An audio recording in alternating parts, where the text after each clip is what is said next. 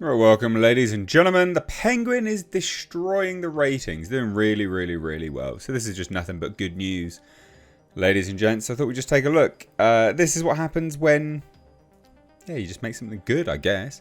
People are really responding to the Penguin. Colin Farrell's, I wouldn't say, maybe definitive performance. It's a pretty bloody good one, anyway.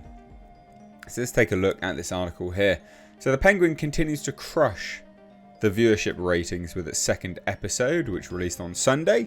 I could only watch it yesterday, Monday, for whatever reason. Where I am in the UK and how I'm watching it, I could only watch it yesterday, unfortunately. But I did a review, released it yesterday. I will leave that linked above. Please do go and check it out. I'm reviewing this on a weekly basis. But anyway, so following the first episode, which was a smash success, and it really was, the viewership for episode 2 has actually grown even larger. So it is interesting, isn't it? When they release something good, viewership increases, doesn't decrease. You know, when you release something bad, like Amazon Prime and The Rings of Power, viewership decreases episode on episode. This is actually increasing, which is fantastic. So that's not only the fact that it's a good product, but it's the fact that people are talking about it. So Warner Brothers Discovery announced Sunday's episode was watched by 1.6 million viewers, which is actually a 17% increase from the series premiere held on Thursday, September 19th. Now that matters. Well, those numbers are sort of like live viewers, by the way, as it's released. So that's really good numbers, because these other numbers are even higher, and this makes a huge difference. This is just crazy. So it's now learned that the first episode has been watched by 10.4 million viewers. Or it's had 10.4 million views after 11 days. Now that makes The Penguin the number 3 top show on HBO. That's crazy. And that is only behind House of the Dragon and The Last of Us. That's madness. That's so good. So Samba TV has obviously chimed in. Samba TV is an independent, their numbers tracker, basically. So Samba TV has also reported that the first episode of The Penguin was watched by 3.2 million US households on HBO or Max over its first 4 days. Now that actually corroborates really nicely with the numbers that HBO had revealed. HBO revealed a little bit more, but that makes sense because they're also tracking... Samba TV is not in everything, right? They don't track every single TV out there. So it actually corresponds really nicely with the figures, which is good. It goes to show that HBO's numbers are probably not embellished, quite frankly. And that was the top performing show the week that it aired, so that's great as well. And interestingly, The Penguin will also be New York Comic Con, which is crazy. I think this is brilliant. I think this is amazing. But they're absolutely crushing the figures. Really a huge success. These kind of figures are amazing.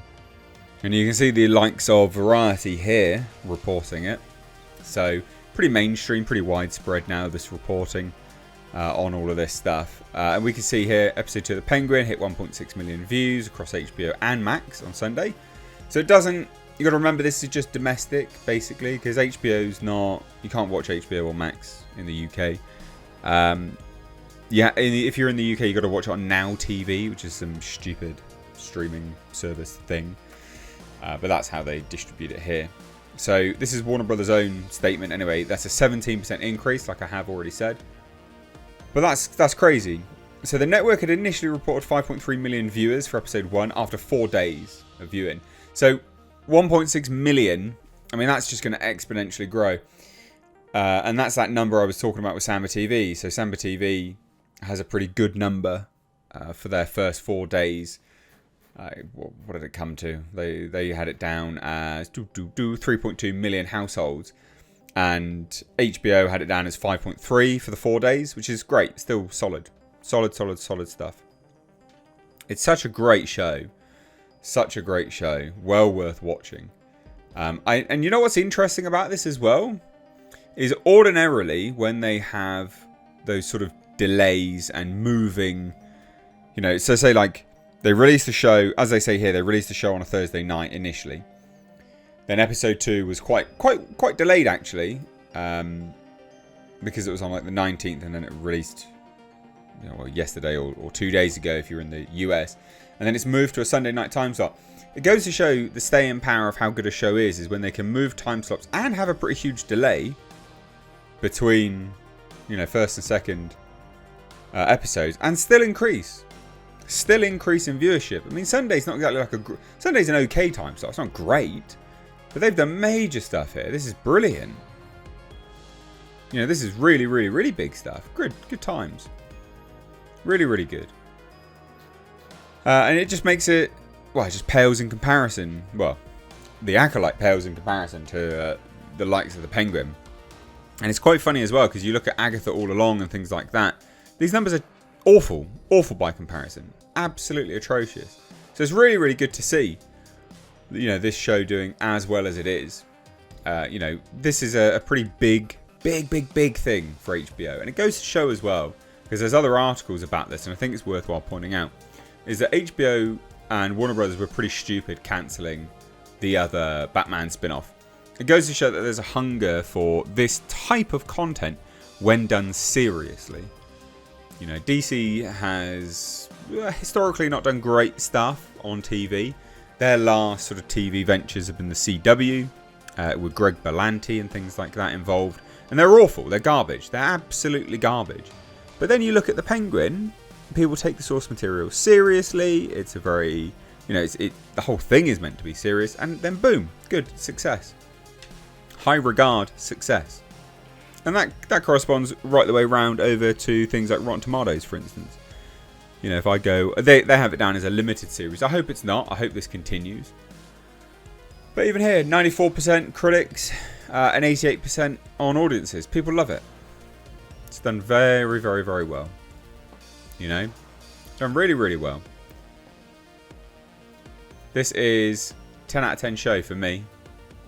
Genuinely 10 out of 10 show. The last 10 out of 10 show that I watched ever was Shogun. This is brilliant. It's even comical. People are saying Agatha All Along. Look, best TV show I've seen in ages. The characters are actually intelligent and act like real people. The only reviews that I've seen rating this badly have also reviewed Agatha All Along 5 stars. So you work it out. That's hilarious. I did not know that was a thing. That's comedy gold. Brilliant. Well, there you go. Anyway, this is a great show. The viewership, the ratings are crushing it.